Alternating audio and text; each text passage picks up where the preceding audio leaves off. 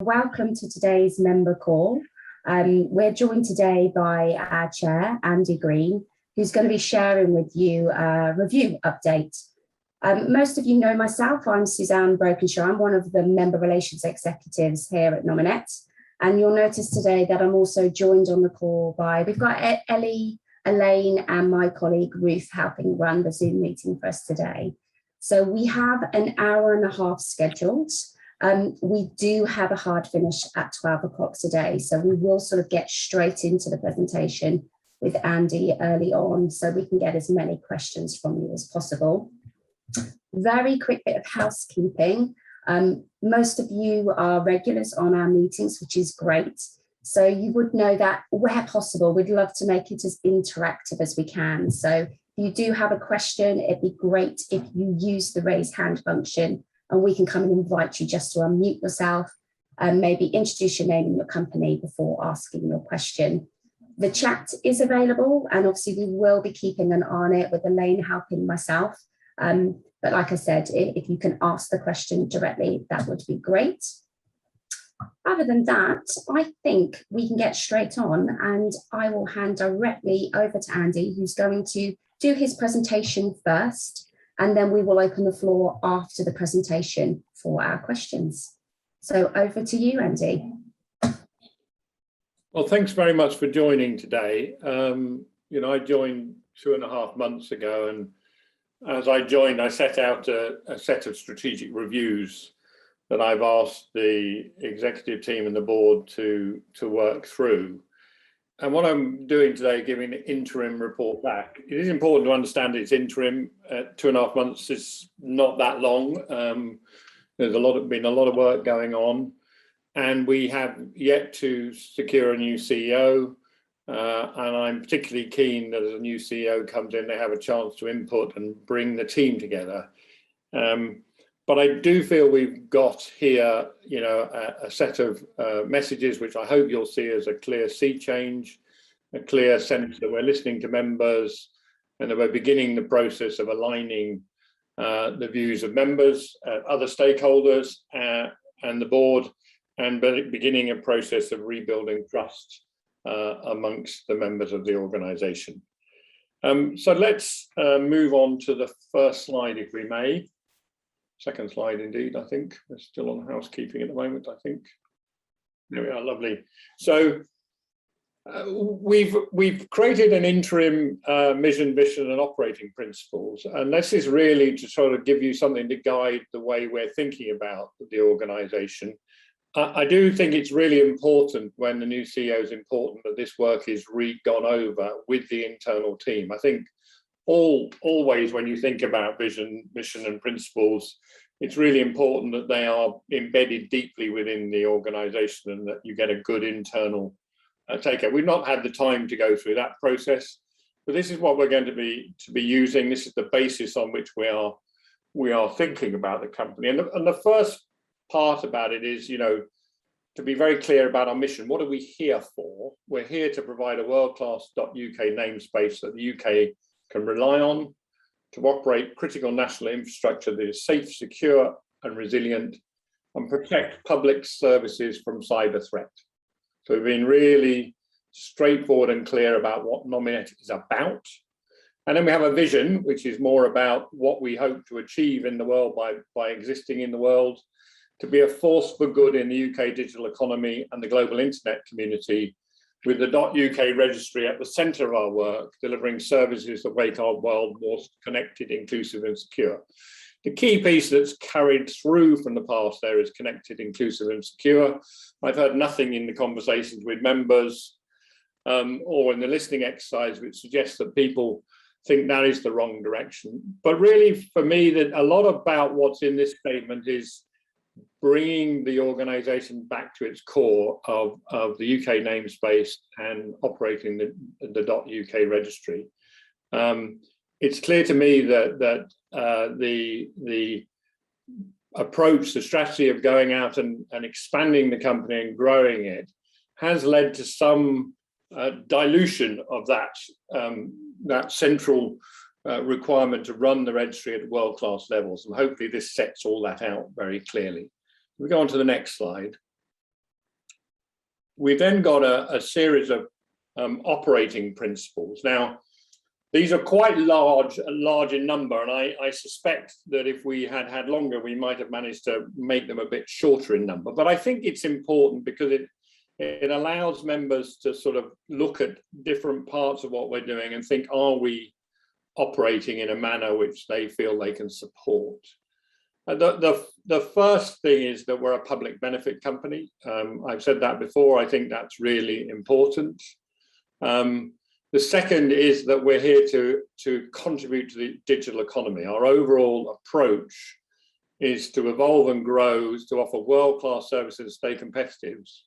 But we do not aim to maximize the revenues or profits out of the .uk registry. It's really important to understand that. There's been a lot of debate about profit, not profit, everything else. This policy that we're putting forward is very clear that we will make a surplus from the .uk registry business, and we will reinvest that surplus in the digital economy in the UK in public benefit work. That is the approach we've taken. That will also enable us to ensure we keep all the technology up to speed and we keep the world-class standards up to speed. We talk about public interest. I think the other thing I particularly would like to pick out today is transparency. I mean, I hope when you read what we've put down, when you look at the detail of where we've got to, you'll see that my intent and the board's intent is that we're open and honest with members. We share the information they need to play their part in the governance of the organisation, and then we'll create clear rationales for decisions so people can understand why we've taken the decisions we will take. So look, you know, those are some of them. There's a lot on there. There's plenty of time to read them. The reason for coming out with this now is to give you lots of time before the AGM to discuss this amongst members, to consider it and think about where we're going. It seemed to be important that that was out there before the AGM so people could make a decision as to which way they wanted to vote. But now let's get on to the really concrete elements of what we're committing to, having looked at this, the vision, mission and operating principles. So there are a number of strong public board commitments that we've made in the information that we put out today. The first is that having analysed the cost base and thought about the situation, we're committed over the next 3 years to spending £5 million per annum on public benefit activities from our operating surplus. Now, this means that, you know, from the basic operations of the business, that we can generate 5 million to spend in public benefit activity going forward. The second point is around the reserves. The reserves have grown to over £110 million. They were driven by a feeling that we would have an acquisition strategy. The board has walked away from that. The board has abandoned that strategy. As a result of that, in addition to the 25 million that we've already committed to spend out of reserves on public benefit over the next 3 years, there is a further 25 million to be spent, bringing the total to around 50. Now, that will depend on market conditions. Clearly, the reason the reserves are so high is partially because surplus has been kept rather than being used in public benefit, but it's also because the investment strategy has been very strong and has produced a £50 million gain over the recent years. And obviously, if the market moves, the reserves will change in their number, and therefore we will, and if necessary, have to play around with those numbers. But at the moment, it seems to me that we have the opportunity to spend 5 million from our operating performance per annum, plus a further 50 million over the next 3 years.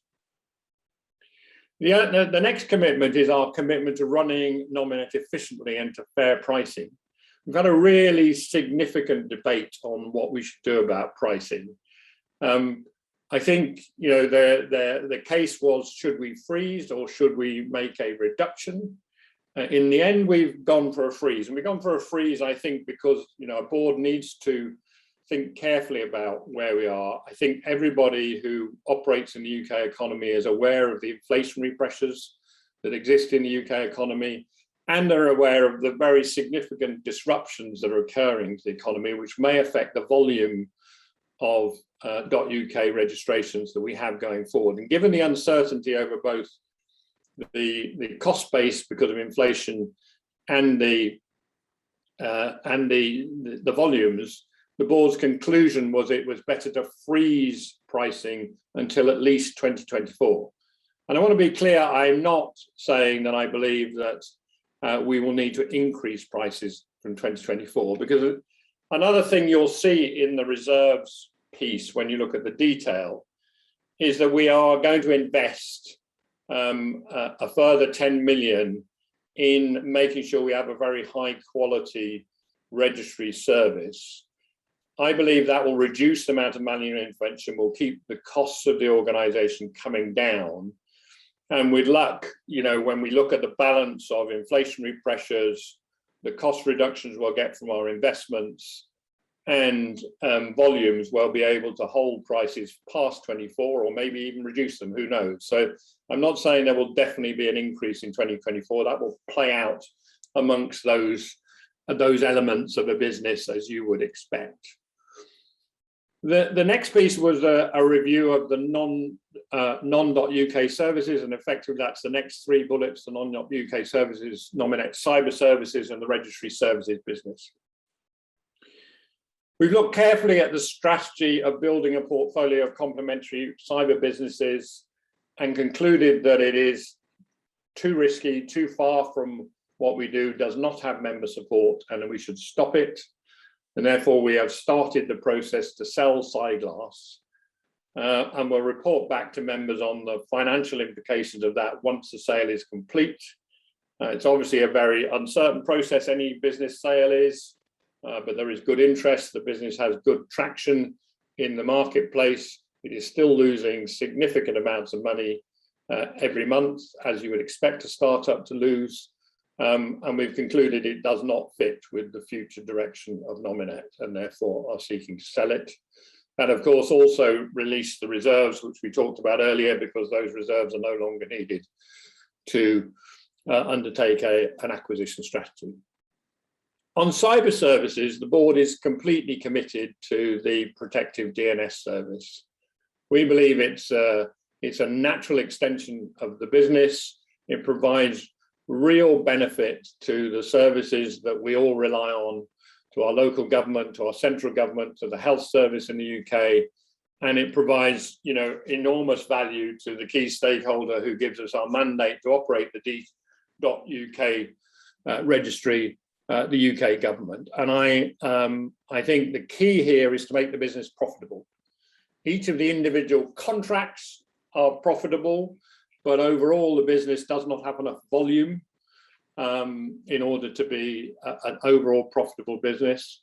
And we've said that we will make that business profitable by during financial 24, and that the total expenditure, including this year on that, would come to 5 million. And that would be, by the way, included in our normal operating numbers, does not come from reserves. I think there's some risk, obviously, in turning a business profitable. There always is. But we have very significant contracts that we are responsible for, and there's very significant risk too in a decision to walk away from such contracts, which would be very problematic and expensive. I do believe this is a service that produces real value for clients, and is world-class, and we are able to make that a success.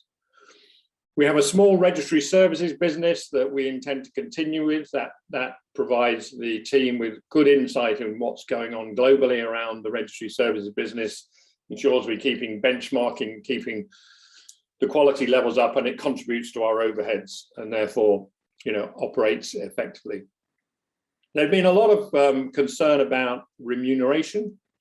We have stepped away from the long-term incentive plan, which was a clear misstep in my view. We're not an organisation where a long-term incentive plan is appropriate. Ava Lindquist has come in, and we've looked at the situation. We will benchmark salaries against the medium of tech companies and the top quartile of member companies in the UK. We think that's appropriate. It's a large member organisation with very significant operational responsibilities that we are operating here. The main thing here is transparency. People say to me, well, you're going to reintroduce an LTIP. Somebody was saying to me that yesterday. What we're going to do is do what a public company does. We're going to publish a remuneration policy statement annually. That means that as you get to each AGM, you'll be able to look at the policy statement, check it hasn't changed. And if it has, you can vote people out and do all the other things you can do as members. And we're also going to report back on that. So you'll get a report each year, which says, this is how we implemented it. This is how the benchmarking worked. This is how the bonuses worked. So you get clear visibility in the same way as you would if you were in a PLC shareholder in a major corporation. The way that works this year, by the way, is it won't be in the annual report and accounts. We'll publish the first policy as a standalone document because obviously we can't look backwards in that way, but we can look forward and we can set that clearly in train. The other thing that I think is really important is to engage members more and to be more transparent about what we're doing. So we're committed to sharing the information and sharing the rationale for our key strategy decisions so that you can perform your role in governance. In December, you'll get the first half-year report, which will give out all our half-year numbers to go with the annual report you get at the AGM. That's really important. The team are working on a new member engagement forum with advice from the UK RAC, and I'm looking forward to them getting that out as quickly as possible.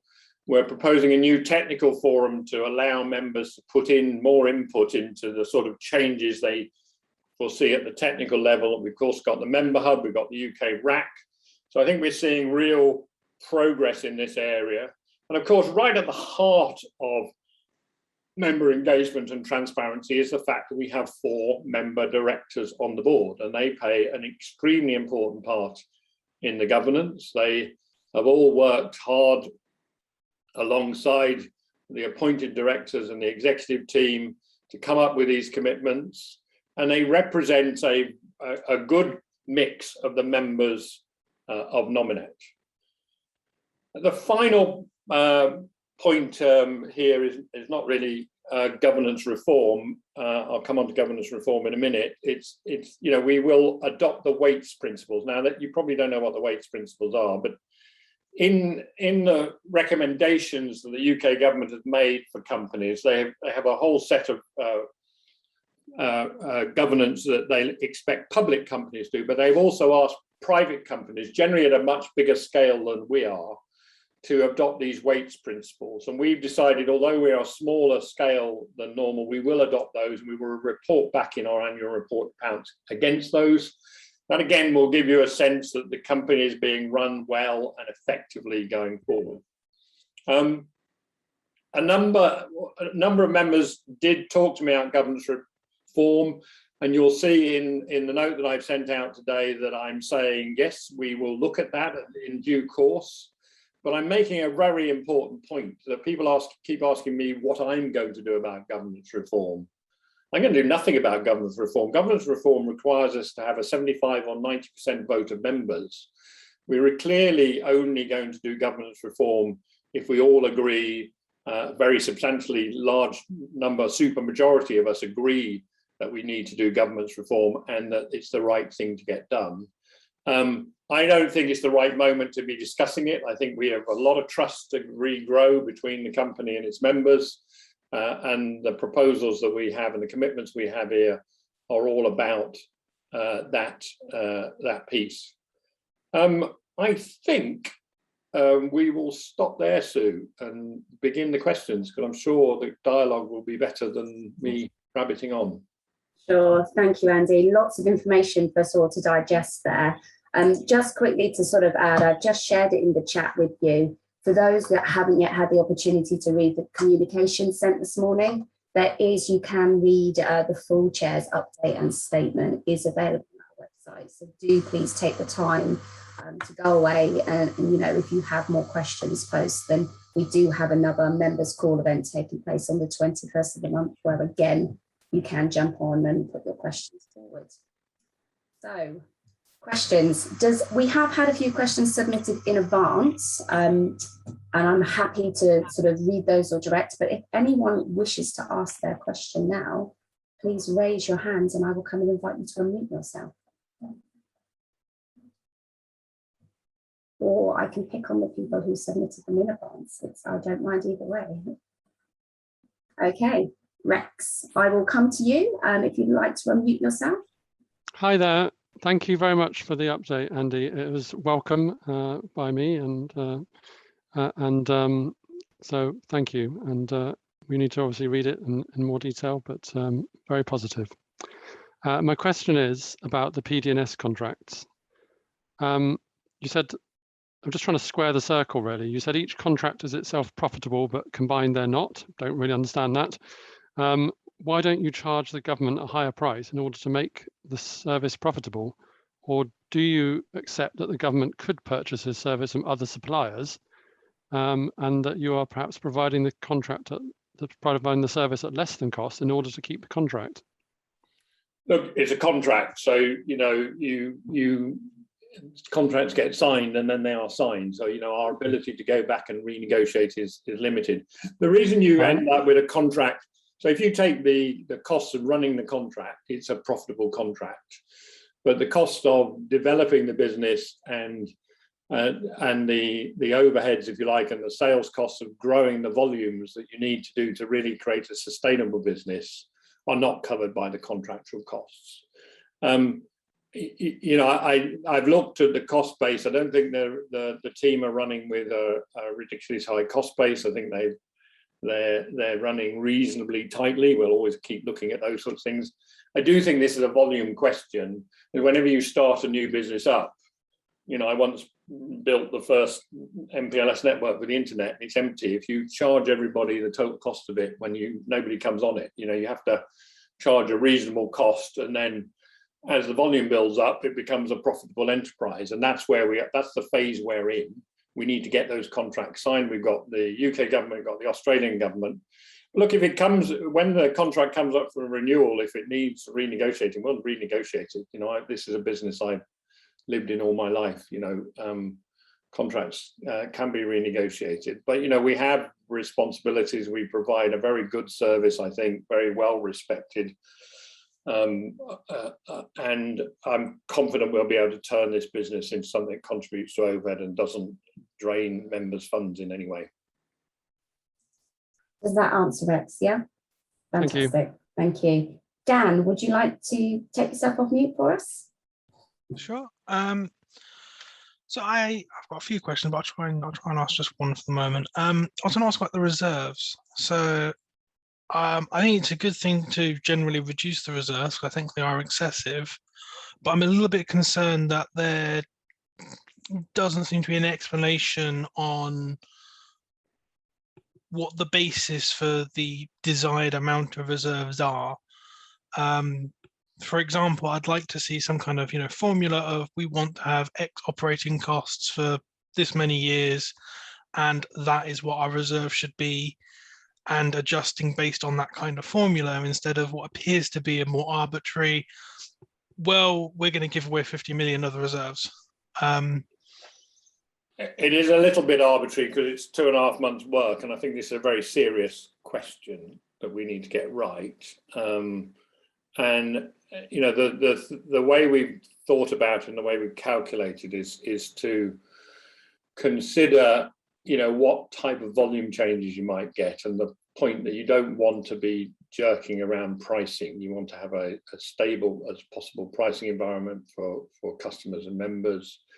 And you want to be able to make medium, if you want to spend public benefit well, you want to be able to make medium-term commitments so that you're not, again, having to turn around and say, oh, I know we said we'd do that last year, we can't do it this year, because very often that results in very poor impact, because, you know, to make any real impact with much of the public benefit spend, you have to spend it over a number of years.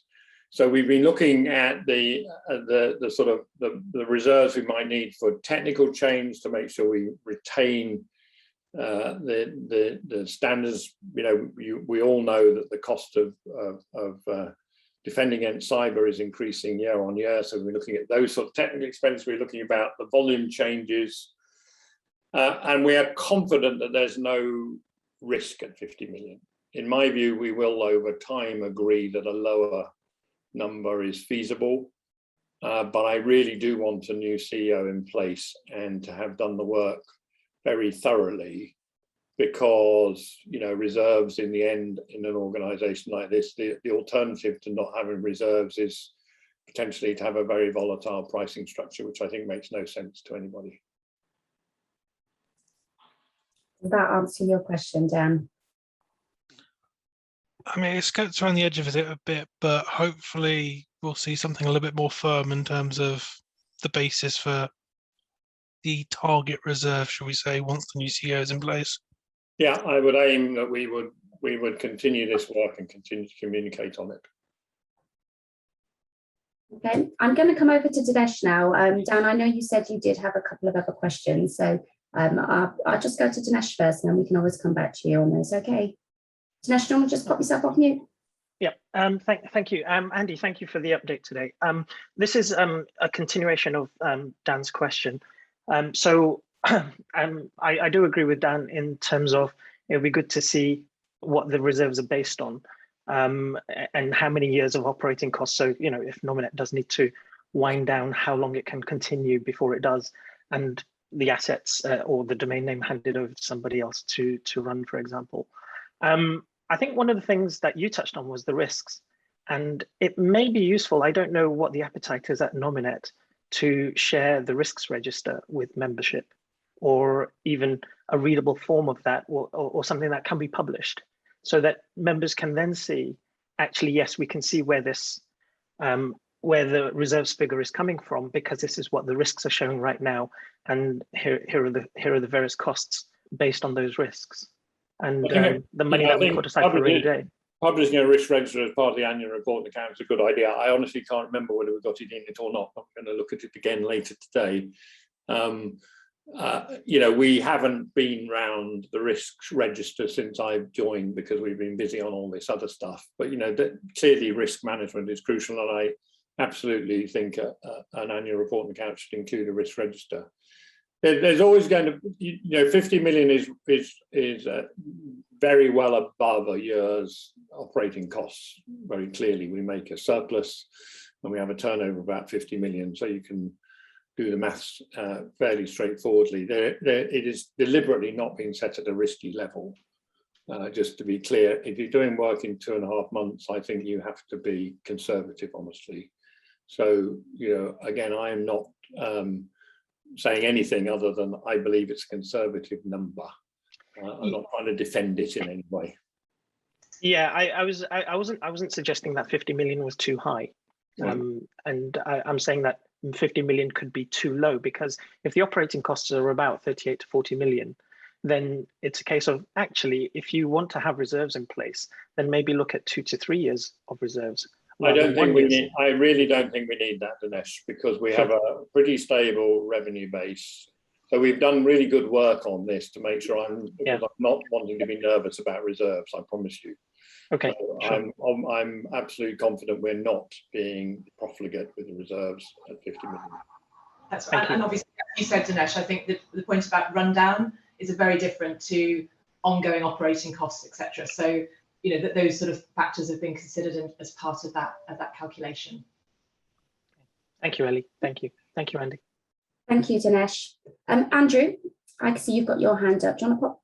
Great. Hi, Andy. While I agree with most of the decisions you've put out this morning, which seem very good, I just wondered what independent advice you've had on these decisions, and what financial advice you've come to make these decisions, and how that advice differed previously when Nominet implemented an LTIP scheme and benchmark remuneration against big PLC companies and things like that. So have you made these decisions as a board yourselves, or have you had independent financial advice as well? I mean, we have an audit committee. We have a very competent group of people at the board, and we've taken the decisions. The external thing we've done is the external benchmarking on salaries, and that's a question. So you can do what you like with that number. The question, the decision you're making on salaries is, where do you pitch it? So the new decision that Ava's led us through is the idea that we pitch it towards the third, the 75 percentile of membership organisation in the UK, and the 50 percentile, the median, if you like, of tech organisations. It is important we have good tech skills in this business, right? And I don't know, those of you who are operating businesses will know how hot tech skills are at the moment and how serious the war for talent is. So, I think that's a good balance. But it takes us away from, the top quartile of tech companies or international tech companies and all those other things, which lead you into LTIPs and those sorts of things. Okay, thank you. The decision is, look, we should be able to get a group of people who are highly competent, sort of median tech salaries, top quartile membership salaries, because we should be able to attract people who, in their own makeup, are interested in purpose as well as profit. And a lot of what we're saying internally is that simple thing. We're an organisation that puts purpose over profit. The big challenge, I think, for the incoming CEO is going to be to define a growth trajectory that attracts people and makes them keen and strong working at Nominet, that isn't about growing the revenues and profits from the registry services, which is clearly not what the business is about. And that's an interesting dynamic, but I think it's one, in the interviews we're holding, we feel confident we'll find people who can do that sort of thing. Yeah. Thank you, Andrew. I can't see any other hands up at the moment, but I know, Dan, you did have a couple of other questions that you submitted and you mentioned earlier. Did you want to use the opportunity to ask them now? Sure, yeah. So there was one point I just wanted to kind of raise and get a take on. So there was an FOI which was published recently, which seemed to show that board members, particularly non-executive board members, were communicating with government using non-Nominet email addresses, which I think a few members have noted and causes a little bit of concern, considering that non-executive directors may have other commitments and conflict issues if other organisations are potentially getting access to this kind of communications. So I was hoping you were going to comment on whether you think it's appropriate for board members to be discussing Nominet business with government using non-Nominet inboxes. Well, I don't know the detail. I don't use a Nominet inbox. I mean, unfortunately, my life is so complicated. If I use an inbox for everybody, I'd never get anything done, I don't think. But, we all communicate with people on all sorts of different things. I mean, clearly what's important is that, Nominet businesses get kept confidential. But I haven't seen the report, so I will try to get back to you when I understand what's in the report. I don't think there's a particular problem with which email address people use. I have to say, generally, the way we operate is everything confidential is on a system called Diligent, which is a confined system with high security that's used by many boards all over the world. I wouldn't take material off Diligent and send it to anybody or do any of those things, and I'm very confident my colleagues wouldn't either. And most communication I do with government is set up meetings, which I don't think really, because nearly everything that's done at that level is done face to face on rather than in writing. So I don't expect it's a big risk, but let me look at the FOI thing, if somebody can get that for me, and we'll come back to you, Dan. Sure. Thanks, Dan. Do we have anyone else? There's no hands up. I know I said we were on a tight schedule, but we still have some time. Okay, Susanna, fantastic. Pop yourself off mute. Thank you. Hi, Andy. Hi, Susanna.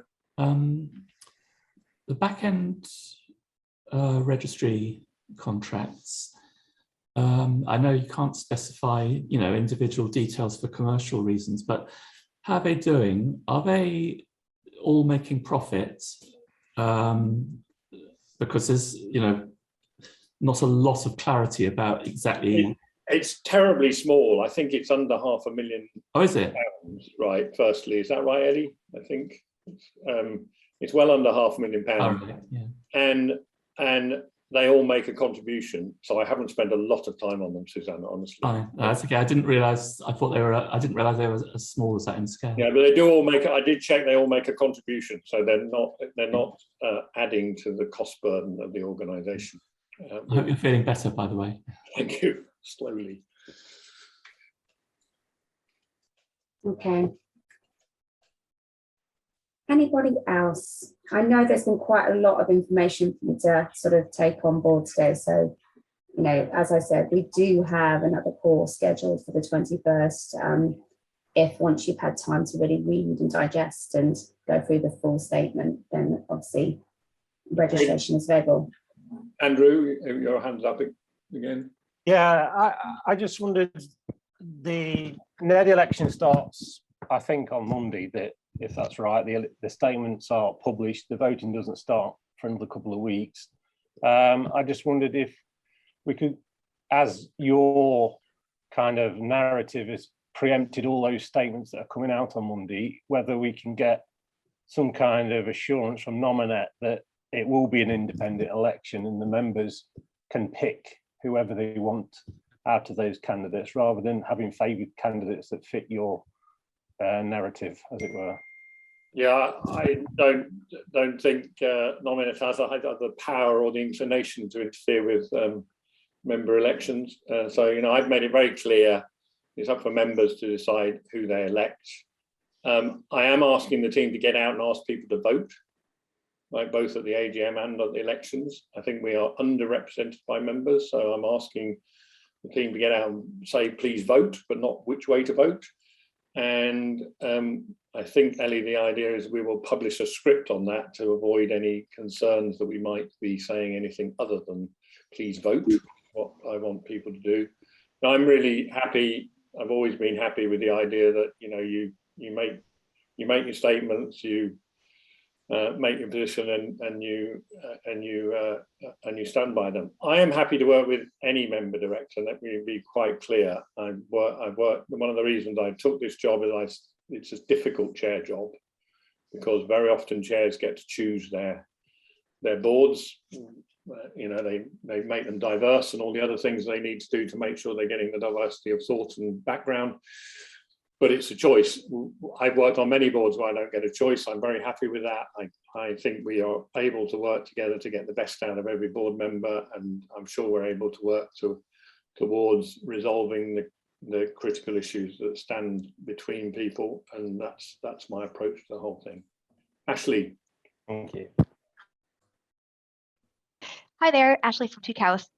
So I noticed the comment on the price freeze, which I think is great. I think that's really important to make that commitment up front. What I'd be interested in hearing more about is any intentions to make a structure or a framework around reviewing any sort of price changes, whether they're increases, freezes, or drops in the future, and increasing transparency around that. Yeah, I mean, this is quite tricky at the board, because it's a conflict issue, obviously. One of the things you have when you have member directors is when you're discussing pricing, there's a conflict, and we're obviously really careful about how we manage that. So the reason we've said, we'll hold them till 24 is we think by that stage we should be able to see what long-term cost base we should be aiming for, because we'll be through some of these system changes that will reduce the manual intervention we've got and improve the quality that customers and members are getting. So, you know, I think it gives us an opportunity to step back then and have a review.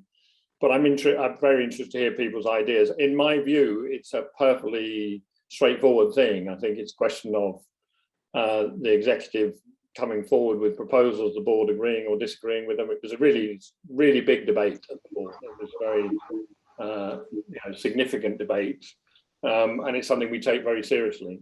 Ellie, do you want to add to that? I'm going to go to you. I just wanted to come in very briefly on that. Just clearly, obviously, this is a medium-term price freeze, but historically, the way it was handled was that there was an annual review it's in September, and then any change that came out was then implemented from January of the following year. And the framework within which those that was considered was available to members. And I'm sure any future board would want to have a similar sort of transparency around timeframes and notice and the considerations that are being looked at in terms of any future decisions on price. But obviously at the moment we're not in that cycle because there's been a commitment to have a sort of multi-year freeze. Is that okay, Ashley? Yeah, like I understand there's always, especially when a membership organization, every member is going to have different interests in the price. But I think the important thing for me is just having transparency and demonstrating how that decision was made and how that decision and the justification for that decision ties into the mission of Nominet. And so, I think it would be great to have some sort of framework that ties into Nominet's mission and is clear, clearly tied in communicating any differences in price or any freezes. So for this one, as you read the detail, you'll see the basic way we looked at this is we said we thought the £5 million public benefit spend was the right level. We then looked at the cost base over the next 3 years and we saw that we would be still making a small operating surplus at the current prices. So we considered whether to make a reduction, but concluded that the risk was too high because of the inflationary and the volume pressures on the business, given the state of the UK economy. So that was just so you understand, that was the debate. It was a very strong debate. It wasn't something we did at all casually, but that was the debate. Yeah, I appreciate that. I think that's probably a smart decision for the moment. Okay, great. Thank you, Ashley. William, I see you've had your hand up for a little while, so I'll come to you next if you want to just pop yourself off mute for us. Right, hello. I think it's working. Yes, good day to you. I'm a bit of elephant spotting or lack of elephant spotting. Can anyone tell me why Simon Blackford never attends these events? Because obviously those of us who followed this plot from the original AGM are fascinated to get his view on most things. And we have a strange suspicion that had a team of his people and members being put together, we could have come up with the conclusions that Andy's come up with in about a day and a round of sandwiches. So I'm fairly brutal about this sort of thing. I come from a very different background to BT Corporate, and I take a probably too simplistic view of the processes it takes to get things done.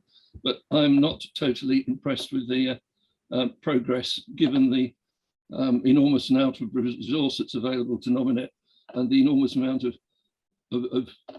skill employed and the number of letters behind the various people involved, and I'm just not totally impressed. So can I just register that, fold my arms, sit back and be grumpy? Thank you. Perfectly entitled to be grumpy, William, and I'm sorry you're not impressed. Dan, you've got your hand up?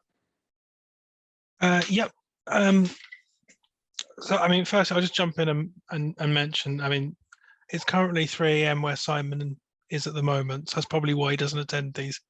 I've attended meetings at 3, 4 and 5 AM. That is no excuse these days, and you know.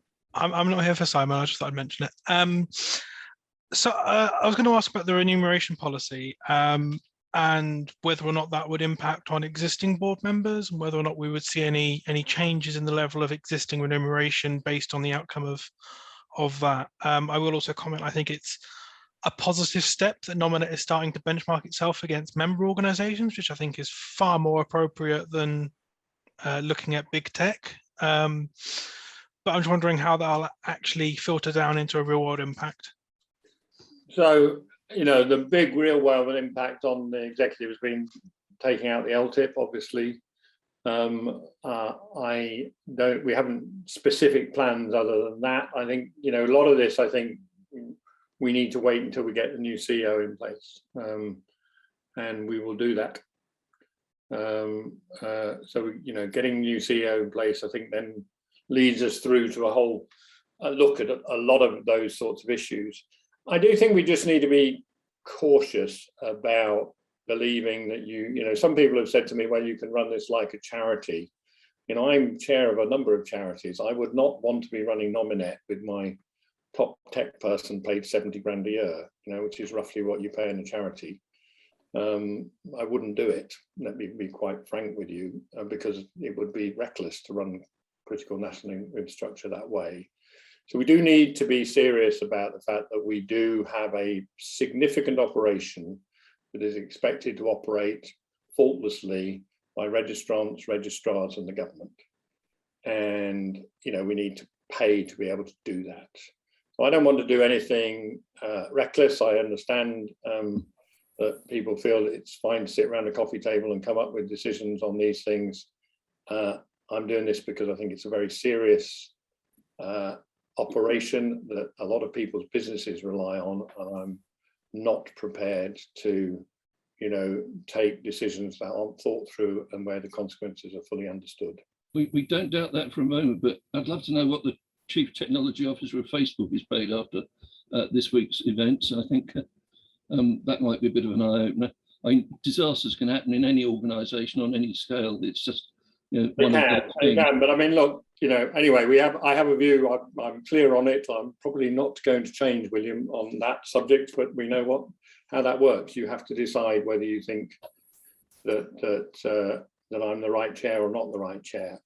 It is, you know, it is important to understand that from my point of view, we're running a significant operation, and when we're looking for a CEO, we're looking for somebody with good operational skills who can keep. One thing I've heard from members all the time is that what Nominet does is respected and delivers day in, day out, hour in, hour out, and I am not going to compromise on that.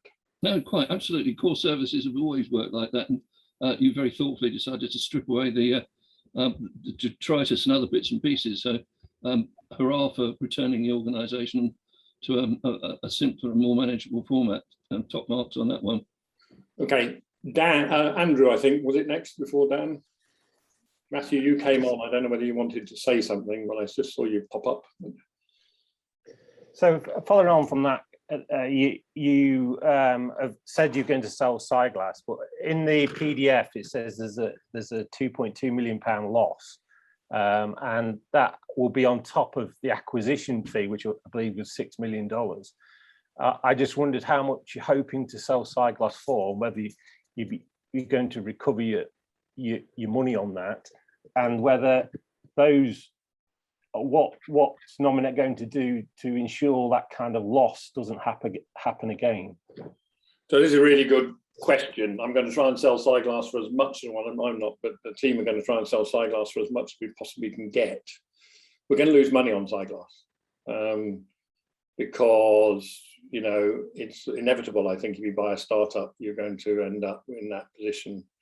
I can't tell you how much until we know how much sold it for, and it would be silly to go into too much detail in a public forum, you know, given we have a duty to try and maximize the amount of money we get. You know, what we, you know, the M&A committee has been taken down. The view I have is that you know, we need to move forward in any diversification close to the knitting. Now, as we get a new CEO in, we will talk more about what that means. I've seen other registries who've managed to do that well, but at the moment, you know, we are not looking to find any expansion strategy, and I feel that expansion needs to be defined in a different way, and this is what I want to work with the new CEO on. You know, I don't think that business diversification is a strategy I understand for Nominet. I understand why you do PDNS. I can get my head around that. I can see why all of that is close to our knitting. It uses the strengths of the organisation. It brings us good cyber skills. Does all those things. And if we can make it profitable, it strengthens the organisation and strengthens the UK economy, and I'm fine with all that. But we have to be really careful when we go beyond that. So, my take on this is we've got to spend time stepping back. I really want to get back to making us a world-class registry. I feel when I look at the detail of what's gone on, that the teams who are responsible for the tech in Nominet have not been given the voice they should have been given because people have been doing other things. So right now, the sea change here is all about, if you read the words, it's all about getting back to that and making sure that that's all done well. Let's get a new CEO in. We can then discuss whether there are any diversifications that make sense or not. I'm not sure. I mean, what you need to decide what you're diversifying for, I think, and it's always been a bit of a mystery to me. Thanks. Thanks, Andy. We still have some time. I mean, I'm more than happy to give the gift of time back to people. I appreciate everyone's got stuff going on. So I won't force you to ask questions if you don't have any, but why don't I just have a go at summing up, Sue? I mean, look, go for it. There's a lot of detail here. Thank you very much. I really appreciate the time and energy you all put into it. Please have a look at it. We won't have got it all right for sure, but we've had a good go at moving in the right direction, I think. Simon's published about the CEO search, saying I'm being very slow. I just want to say that if you take out the chairman and chief executive, it's very hard to select a CEO before you've got a chairman. We really only had 2.5 months at it. I do hope we'll have a name before the AGM. I've said that to you before on these calls. I can stay with that. But I am committed to finding an excellent candidate from outside the organisation who can lead us on the journey that we've set out today and develop that journey, and who is absolutely committed to member engagement and transparency. And that's where we're heading. So just wanted to make that point. Right at the heart of this is this idea that we're going to have an organisation that we're all going to be proud of because of its purpose, because what it does with the surplus that it creates from the .uk area. And I think you'll see that we're going to put a lot of effort into making sure we have a board committee that oversees that very significant expenditure we've got, and we bring in external advice to support it. So a lot of things in there that we haven't talked about today, but in the heart of it is a real commitment to what we're going to be doing operationally, and a real commitment to purpose over profit and to transparency with members. So that's it from me. Dan just has his hand up. Dan, do you have one more question? I mean, just quickly on the CEO appointment. I was wondering if is the job specification actually public? Is that something that we can see? Because I have seen that others have asked to see those details and be linked to it, and haven't had a response from Nominet. So I don't think it's public. I will check for you and find out. I don't particularly see any reason why it couldn't be public. It's obviously lots of people have seen it because lots of people have been looking at the job, so it's not as though it's a secret item. But let me have a look and find out. I think it would be good to publish that, just to give members a bit more transparency on what you're actually putting out there to try and to get this new CEO, particularly before the AGM would be good. Okay, let's see how we get on with that. Anything else? I've got one last comment to make, and that is the perceived dichotomy between the, if you like, core members of Nominet who've been hanging around since the start, and the, if you like, later arrivals from behemoth registries around mostly North America. It's one of those things that doesn't get talked about a great deal in these open debates, but it's always I'm always conscious at the back of my mind. It's a consideration that we're never quite sure if Nominet's actions are weighted by considerations of the really big customers, and that's something that maybe needs to be thought about in a in a way that can be communicated to all of us who are suspicious of the motives at times? Well, you'll see a first stab at that in the principles around fairness and access. You know, the key, I think, is that in behind all the subtext there is we're committed that, you know, there won't be any deals done that are not public. In other words, you know, what's public, we're not saying people won't get a discount if they buy more than other people, but we are saying that everything that's done would be public, and there will be no secret deals done in an organisation like this. And there's a commitment to fairness, you'll see there, which is one of the operating principles that we spent some time on. I think it's overdone, honestly. I don't see much evidence that, I understand the suspicion, but I don't see much evidence of reality in it, honestly. Well, precisely, it's the sort of thing that gets sort of done in dark corners, and there isn't much evidence, and there's a lot of plausible deniability and all that sort of stuff, but it nevertheless remains a sort of uneasy sensation at the back of our minds that there are some customers who are just so enormous that in your shoes, I'd find it extremely difficult to ignore an incoming call on my burner phone from the chief executive and whatever follows from that. So, you know, I've been watching too much of Line of Duty, I suppose, and I just would like to feel that particularly Simon Black, that was engaged in this process, whether he's been kept out on purpose or he's just sitting in the corner in a huff, I'm not sure, but I'm sure we'd all love to see Simon present and have him as part of a sort of brains trust discussion that we could all get involved in. But that may be just... Well, I definitely don't think he's sitting out on the sidelines. There's no evidence in my diary of that anyway. So no, indeed, all the more reason why he should be present here to be accountable for his off-screen remarks. So anyway. Yeah, thank you. Look, thank you very much. Really appreciate the time again. As I say, I think it's a really important moment for us all to decide whether we're heading in the right direction or not. And good luck thinking about that and talking about that amongst yourselves. And I hope that we will be working together through next year. We will see. Thank you. And that's last thing for me, just to thank you all for taking the time. It's really appreciated. If you've got any further questions, don't forget the member engagement team are there for you to direct them to. And we hope to see some of you again on the 21st once you've had time to have a good read and digest it all. Okay, have a good day.